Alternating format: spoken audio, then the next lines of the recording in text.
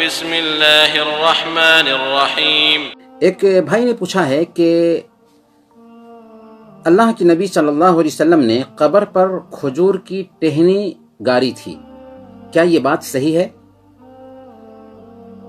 جی ہاں، یہ روایت آئی ہے، صحیح بخاری اور مسلم کی روایت ہے۔ اللہ کے نبی صلی اللہ علیہ وسلم مدینہ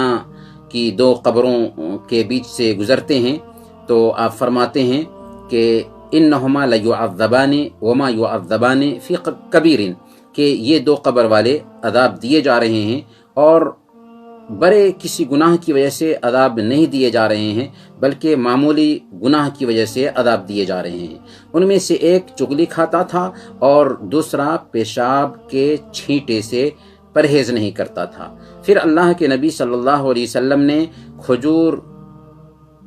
کے تر شاخ کو لیا اور اسے دو حصہ کیا، ایک حصہ ایک قبر پہ جمع دیا اور دوسرا حصہ دوسرے قبر پہ جمع دیا، اور فرمایا کہ لعلہ یخفف عنہما ما لم یبسا، کہ جب تک کہ یہ کھجور کی تر شاخیں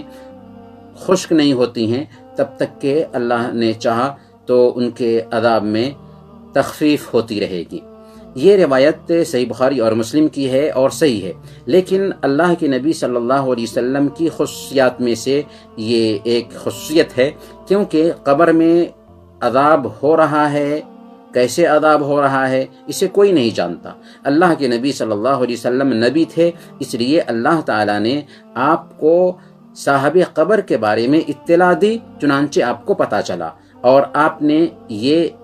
عمل کیا، ورنہ ابھی ہم کو پتہ نہیں ہوتا ہے کہ کس کو کیا مل رہا ہے، کس کو سزا مل رہی ہے، کس کو انعام مل رہا ہے، اس لیے یہ کام نہیں کیا جا سکتا۔ اور خود اللہ کے نبی صلی اللہ علیہ وسلم نے صرف انہی دو قبر والوں کے ساتھ ایسا کیا تھا، آپ نے کسی دوسری قبر پر کھجور کی شاخیں نہیں گاری تھیں۔ اس سے پتہ یہ چلا کہ یہ عمل خاص تھا ان دو قبر والوں کے لیے، اس لیے اس کو دلیل کے طور پر عام نہیں کیا جا سکتا۔ البتہ اس حدیث کے اندر دو اہم باتیں